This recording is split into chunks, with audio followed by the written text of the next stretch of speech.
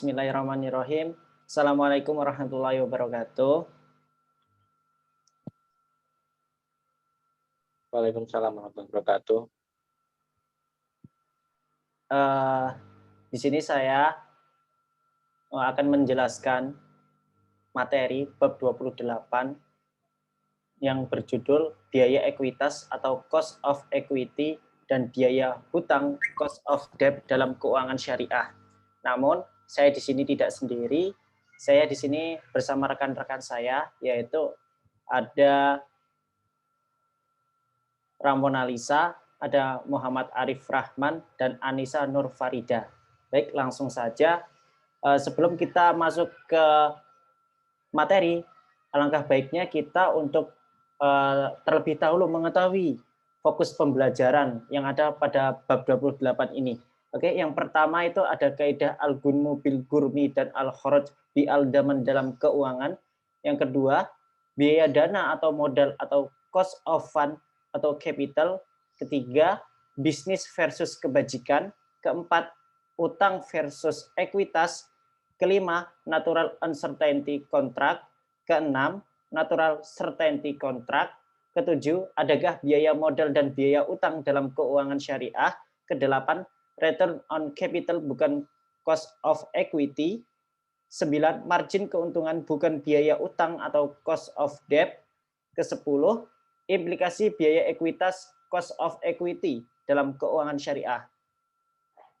Sebelum itu ada potongan surat yaitu Quran surat Al-An'am untuk mengawali materi kita pada hari ini, yaitu ada yang berbunyi, hai kaumku, berbuatlah sepenuh kemampuanmu, sesungguhnya aku pun berbuat pula. Kelak kamu akan mengetahui siapakah di antara kita yang akan memperoleh hasil yang baik di dunia. Sesungguhnya orang-orang yang zalim itu tidak akan mendapatkan keberuntungan. Nah, dari sini kita dapat mengambil suatu hikmah bahwasanya kita dalam menjalankan suatu perkara atau menjalankan suatu pekerjaan hendaklah untuk melakukan secara bersungguh-sungguh karena itu akan kembali lagi kepada kita. Seperti yang kita ketahui bahwasanya apa yang kita tanam di dunia ini maka kelak akan menjadi tanaman yang akan kita panen untuk diri kita sendiri. Nah, dan keberuntungan itu tidak akan datang kepada orang-orang yang zalim. Lanjut. Nah, untuk lebih tahu tentang keuangan syariah itu sendiri, maka pada slide pendahuluan ini saya akan menjelaskan secara singkat keuangan syariah itu seperti apa. Baik, keuangan syariah dapat dipahami sebagai keuangan yang sesuai dengan etos dan sistem nilai Islam. Jadi, keuangan syariah itu didasarkan kepada sistem nilai Islam. Nah, yang kedua yaitu sistem keuangan syariah merupakan peraturan yang tidak hanya diatur oleh negara, melainkan juga diatur oleh syariat Islam. Nah, peraturan-peraturan yang dibuat oleh negara, peraturan-peraturan yang dibuat oleh lembaga keuangan syariah itu ditujukan agar peraturan antara negara dan entitas itu seimbang agar menemukan titik temu atau titik equilibrium.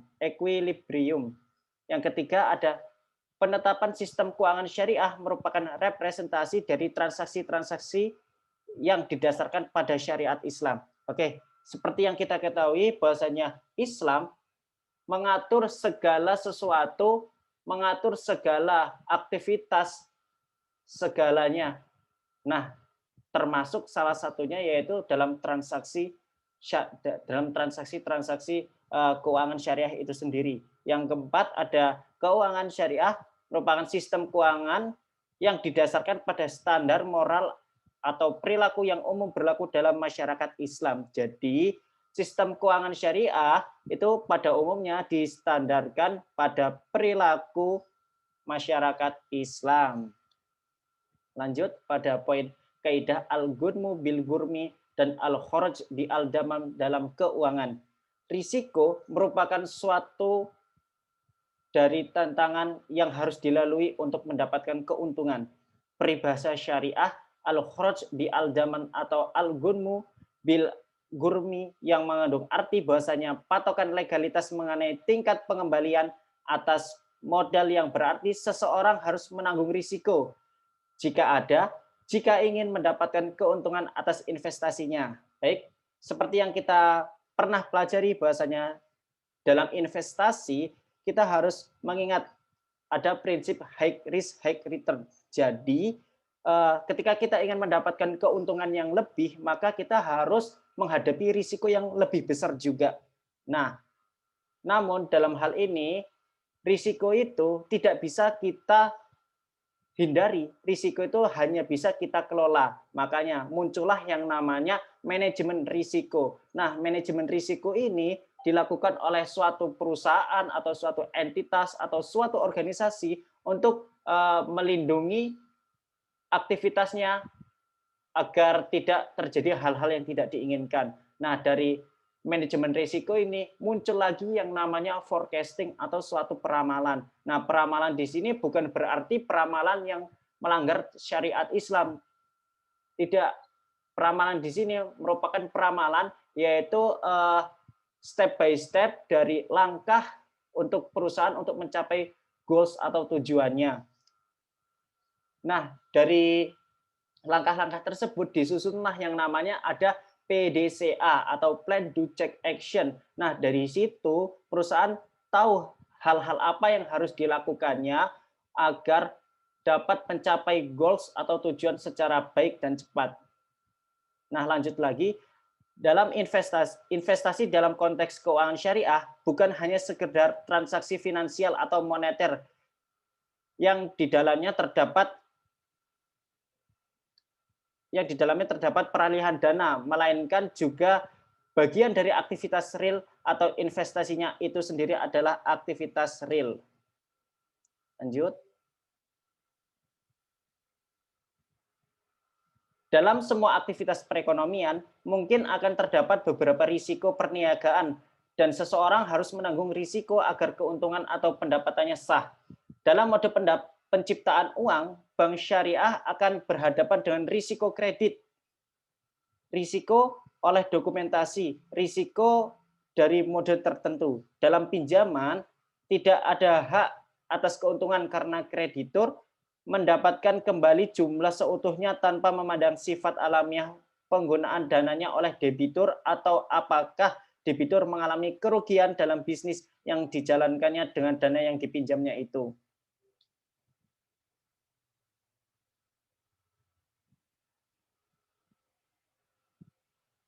Lanjut lagi, risiko bisnis yang terlibat dalam mode yang berbasiskan syirkah jauh lebih besar dibandingkan risiko yang terlibat dalam mode perdagangan seperti murabahah, salam, dan ijaroh. Hal tersebut dikarenakan dalam syirkah semua kerugian bisnis ditanggung oleh modal, sementara manajer atau wirausaha akan kehilangan tenaga dalam kasus kerugian pada bisnis bersama. Lanjut pada poin selanjutnya yaitu biaya dana, modal, cost of fund atau capital.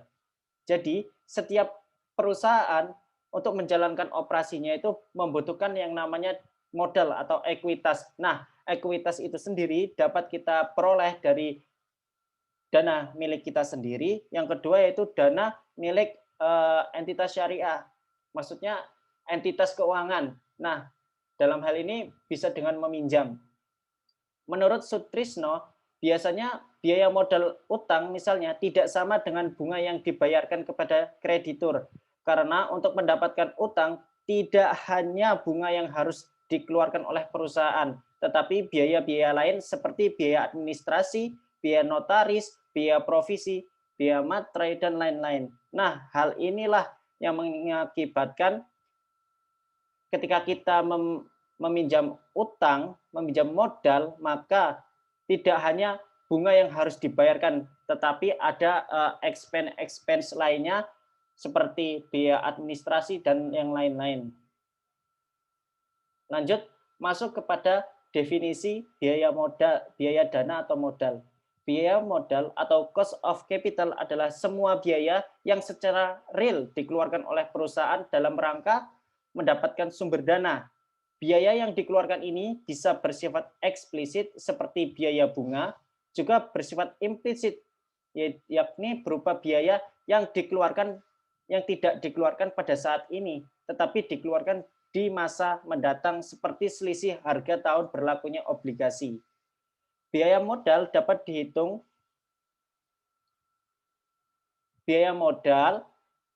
dari biaya yang dikeluarkan oleh perusahaan dibagi dengan penerimaan bersih dari dana yang bersangkutan. Dengan demikian dapat dirumuskan biaya modal sama dengan biaya real dibagi penerimaan bersih dikali 100%. Oke, kita masuk pada contohnya, yaitu perusahaan mengambil rekening koran berjangka 1 tahun sebesar 10 juta dengan bunga 20% per tahun, yang berarti perusahaan harus membayar bunga senilai pinjaman 10 juta, rekening 10 juta dikali dengan 20%, yaitu 2 juta. Di samping itu perusahaan juga harus membayar biaya provisi, misalnya 200.000, biaya administrasi dan materai 25.000, dan biaya notaris 50.000. Dengan demikian seluruh biaya yang dikeluarkan perusahaan adalah sebesar 2.275.000, dan dana yang bisa digunakan adalah sebesar selisih dari 10 juta dikurangi dengan 2.275.000, yaitu sama dengan 7.725.000. Berdasarkan rumus di atas, maka biaya modalnya 2.275.000 dibagi dengan penerimaan bersih yaitu 7.725.000 dikali 100%, yaitu 29,45%. Hal tersebut menunjukkan bahwa modal dari kredit rekening koran sebesar 10 juta tersebut tidak sebesar 20%, melainkan 29,45%. Fungsi dari biaya modal adalah sebagai cut-off rate atau tingkat pembatas suatu keputusan investasi diterima atau ditolak.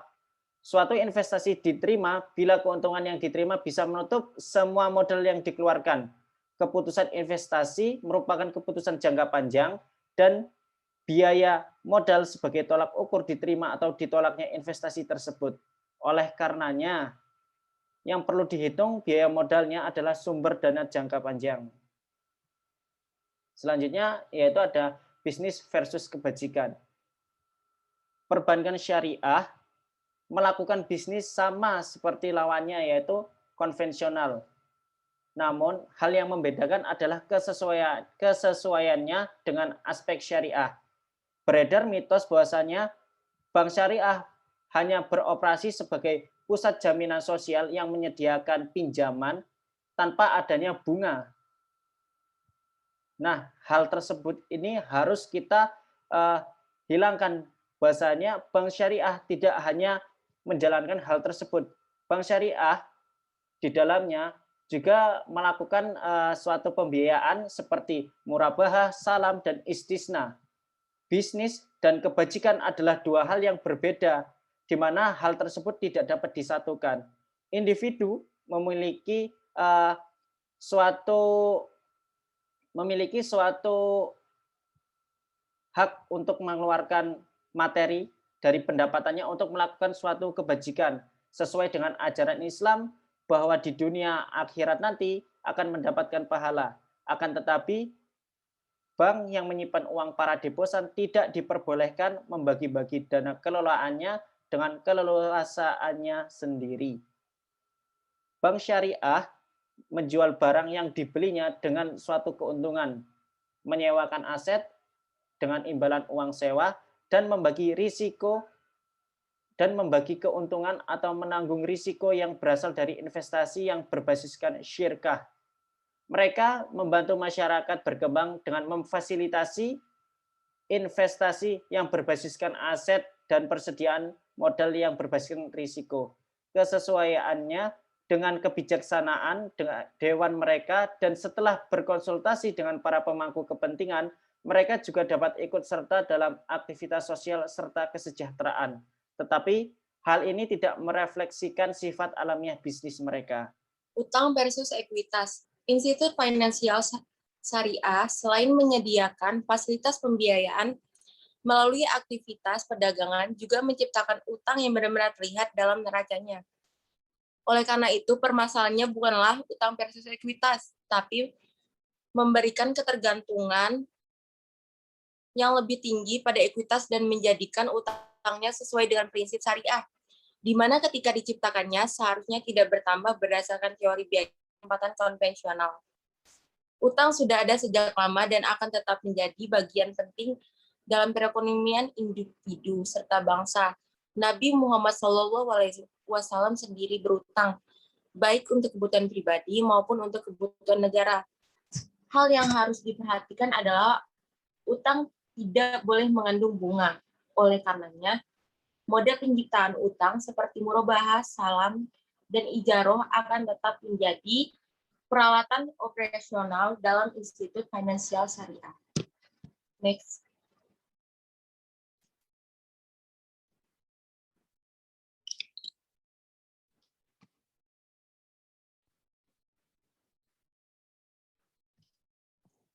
Aktivitas bank syariah seperti yang dibahas sebelumnya melibatkan pertukaran barang untuk uang dalam berbagai macam wujud seperti pertukaran secara bersamaan saat itu pula, penyerahan pada saat itu dengan pembayaran yang ditunda, dan pembayaran pada saat itu dengan penyerahan yang ditunda. OISPK Council dalam sesi ke-11-nya 14-19 November 1998 memutuskan tidaklah diperbolehkan dalam syariah untuk menjual valuta dengan penjualan yang ditunda dan tidak diperbolehkan pula menetapkan tanggal untuk pertukarannya. Dalam penjelasannya mengenai peraturan pertukaran, OISPK Council dalam sesi ke-9 1-6 April 1995 memutuskan hal-hal mengenai pengkreditan sejumlah uang kepada rekening bank nasabah dalam kasus-kasus berikut. Sejumlah uang telah dikreditkan kepada rekening nasabah baik secara langsung maupun melalui transfer bank. Terus mengikat suatu kontrak akad penjualan swap dengan membeli suatu valuta dengan valuta lain, dan juga di mana bank sesuai dengan perintah nasabah akan mendebit sejumlah uang dari rekening dan mengkreditkannya ke rekening lain. Next slide.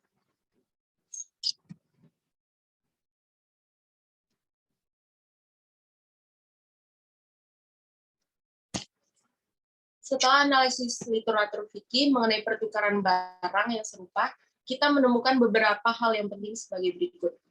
Pertukaran seharusnya tidak ada kelebihan. Kemudian dilanjutkan bahwa kontrak atau akad utang harus diselesaikan dengan mengacu pada standar hukum orisinal. Uang digunakan sebagai media pertukaran. Karena nilai uang dapat meningkat atau menurun selama inflasi dan deflasi. Secara berurutan, penyelesaian suatu kontrak atau akad utang seharusnya dibuat berdasarkan tanggal orisinal yang dapat digunakan sebagai tanggal dasar. Nah, buat pertukaran dalam bentuk pinjaman pada dasarnya berarti keterlambatan dalam pembayaran. Haruslah seimbang dalam jumlah. Hal ini karena utang adalah tindakan berbudi luhur, di mana jumlah yang sama atau serupa harus dikembalikan. Next.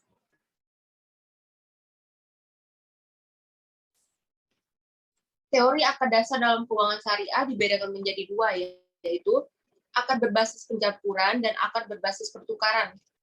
Akad berbasis pencampuran atau natural uncertainty adalah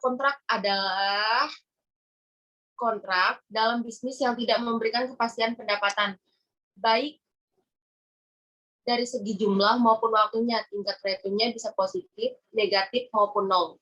Kontrak-kontrak investasi ini secara sunnatullah tidak menawarkan satu, return yang tetap dan pasti, dua, sifatnya tidak fix dan predeterminate.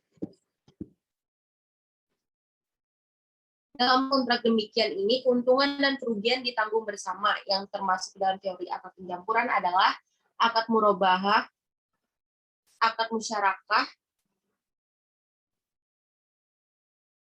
dua, natural certainty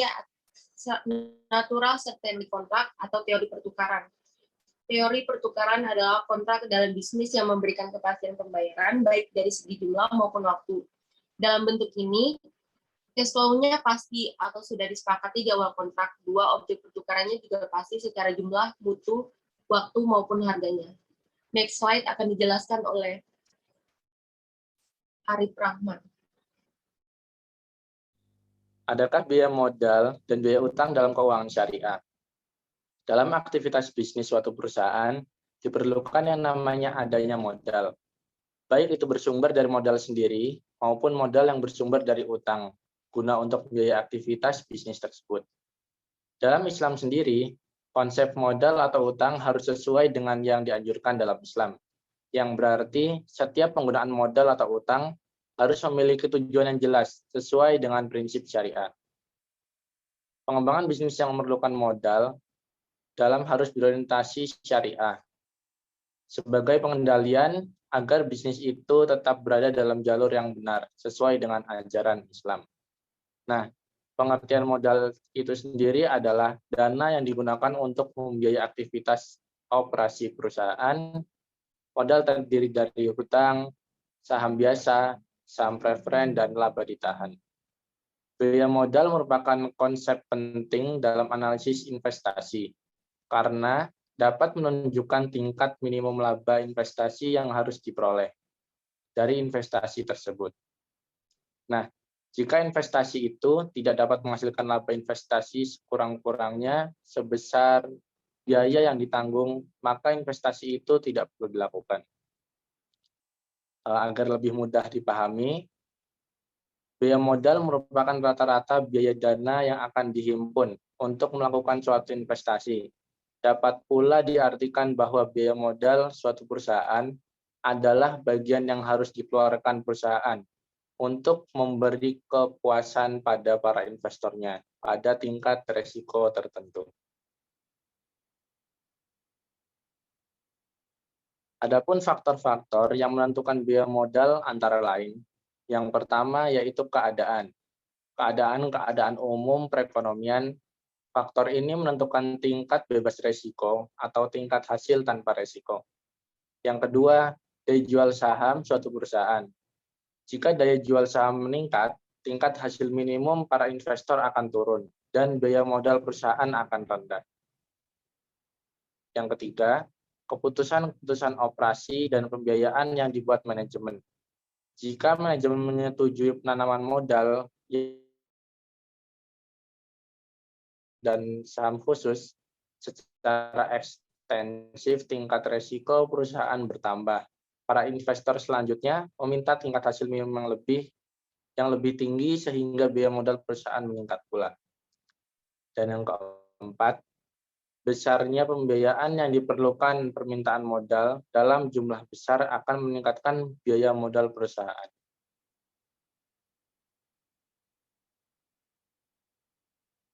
Next.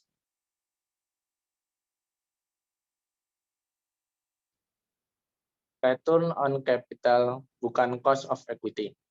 Nah, ROC adalah return on capital.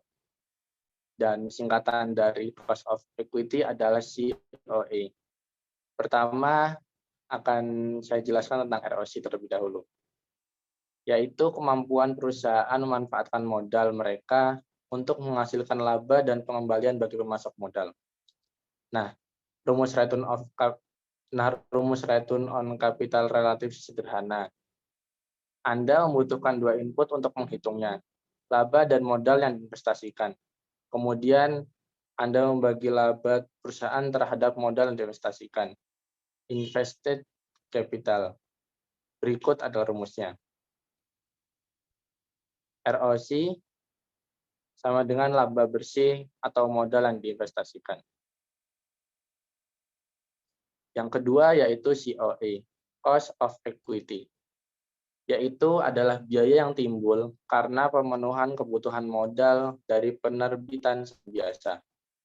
Nah, untuk cara menghitungnya itu tidak sesimpel ROC atau return on capital, dan banyak metodenya. Kalau untuk COE itu ada 4 metode. Yang pertama, metode capital asset. Yang kedua, metode dividen saham. Yang ketiga, metode model Edward Bell. Dan yang keempat, pendekatan investasi bebas risiko ditambah premi risiko. Next. Nah, kita coba membahas satu metode dari ROC, yaitu dari COI. Yang pertama yaitu metode pendekatan investasi bebas risiko ditambah premi risiko. Ini adalah metode keempat dari slide sebelumnya.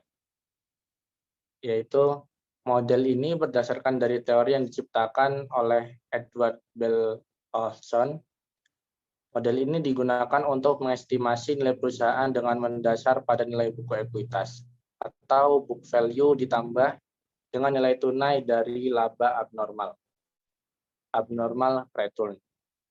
Menurut Botosan dan Plum 2002, biaya modal ekuitas dihitung berdasarkan tingkat diskonto yang dipakai investor untuk menilai tunaikan future cash flow.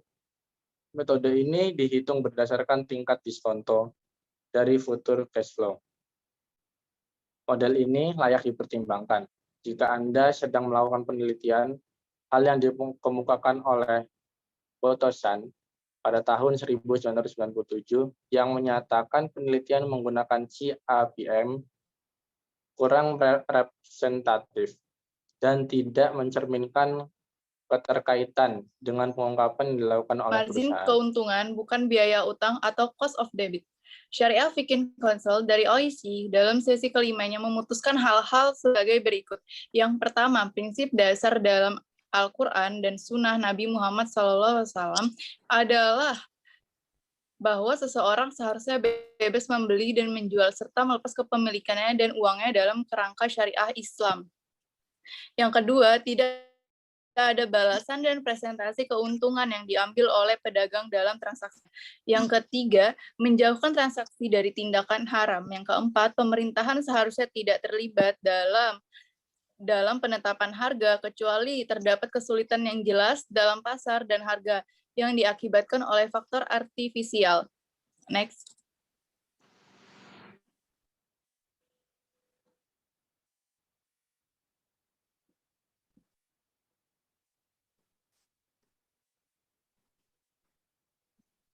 Selanjutnya, implikasi biaya ekuitas atau cost of equity dalam investasi syariah. Yang pertama, ada konsep time value of money atau yang disebut ekonomi sebagai positive preference, menyediakan bahwa nilai komoditi pada saat ini lebih tinggi dibandingkan nilai di masa depan. Yang kedua, kalau disebutkan bahwa positive time preference merupakan pola yang wajar dan normal dengan melihat latar historis kemungkinan positif maupun negatif, dan bahkan zero time preference adalah karena ketidakpastian uncertainty di masa depan. Seperti yang dijelaskan di Quran surat 31 ayat 34. Dan tiada seorang pun yang dapat mengetahui dengan pasti apa yang akan diusahakan besok. Selanjutnya yang ketiga ada Anas Jarka 1992 menyebutkan diskonto didasari oleh prinsip opportunity cost untuk efisiensi. Karena ekonom pun sepakat bahwa mengabaikan diskonto akan menyebabkan hilangnya efisiensi.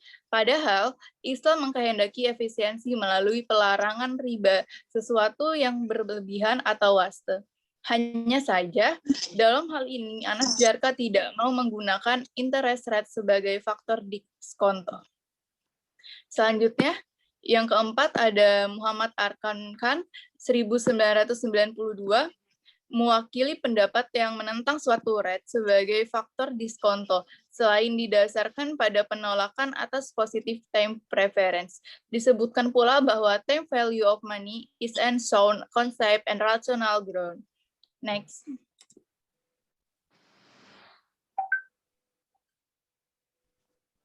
Selanjutnya, faktor diskonto yang digunakan sebagai cost of capital tergantung dari aset dan risiko yang dikandungnya. Islam mengizinkan pinjam-meminjam tidak dengan bunga, melainkan dengan basis profit loss sharing. Model yang lazim digunakan selama ini adalah capital asset, pricing model atau CAP untuk menentukan rate of return yang dianggap pantas. Next.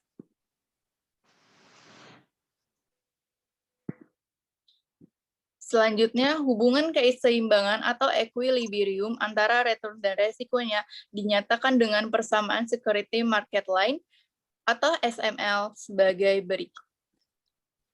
Yang pertama, perbandingannya IRI sama dengan IRM RFBI, atau bisa juga sama dengan IRI sama dengan RF plus BI buka kurung E RM kurang RF tutup kurung, di mana IRI sama dengan Expected Return on Risky Security dan IRM sama dengan Expected Return on Market Portfolio, dan RF sama dengan Risk Free Rate Curve RIRM atau VAR-RM. Dari persamaan tersebut, tampak bahwa CAMP memerlukan dua kondisi. Yang pertama, keberadaan risk rate. Yang kedua, adanya market portfolio yang diverifikasi. Next.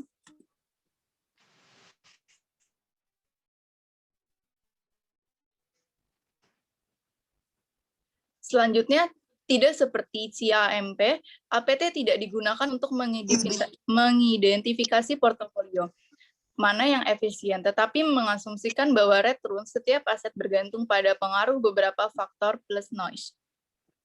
Seperti RI sama dengan B1I faktor 1 plus B2I faktor 2 sampai BKI faktor K plus EI. Di dalam keuangan syariah tidak berlaku adanya cost of capital ataupun cost of fund, namun bisa berlaku untuk cost of equity. Maka turunan formula dibuat sebagai berikut. Next.